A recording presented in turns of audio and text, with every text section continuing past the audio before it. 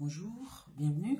Alors, je voulais faire un petit point au lendemain de la censure de plus de 40% de la loi immigration par le Conseil constitutionnel. Donc, dorénavant, en ce qui concerne la délivrance du titre de séjour aux étrangers, celle-ci est conditionnée par le respect des principes de la République. Donc, c'est ce qui ressort de cette loi, et dans l'un des articles, l'article 46 a été validé hier par le Conseil constitutionnel. Donc désormais, une personne étrangère qui sollicite un titre de séjour doit s'engager par la souscription d'un contrat d'engagement au respect des principes de la République, à savoir le respect de la liberté personnelle, de la liberté d'expression ou de l'égalité entre les femmes et les hommes. Et ceci s'adresse particulièrement à un certain nombre d'étrangers venant d'une certaine contrée où, par exemple, la femme n'a pas cette liberté-là au même titre que les hommes, dans la façon de se vêtir, de prendre des décisions, de travailler, etc.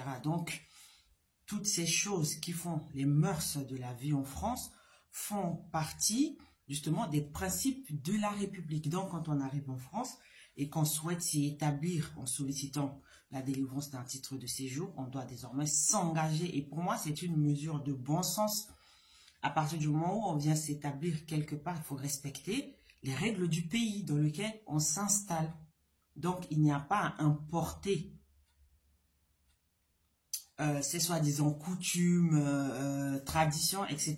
pour les imposer dans le pays d'accueil. Donc pour moi, c'est une mesure de bon sens que de respecter, de s'engager. En tout cas, c'est une obligation, s'engager, c'est un engagement à respecter ces principes-là de la République. Donc, l'article 46 précise qu'aucun document de séjour ne peut être délivré à un étranger dont le comportement manifeste qui ne respecte pas les obligations. C'est-à-dire que un étranger qui arrive en France, qui ne respecte pas la liberté d'expression, l'égalité entre les hommes et les femmes ou la liberté personnelle, ne pourra pas se voir délivrer un titre de séjour. Donc, selon la décision du Conseil constitutionnel, c'est à bon droit que le législateur a imposé aux ressortissants étrangers qui ne se trouvent pas dans la même situation que celle des nationaux, la souscription à ce contrat d'engagement. Donc, clairement, c'est une mesure de bon sens qui va faire avancer les choses dans le droit des femmes, parce qu'on est au 21e siècle, on est en 2024,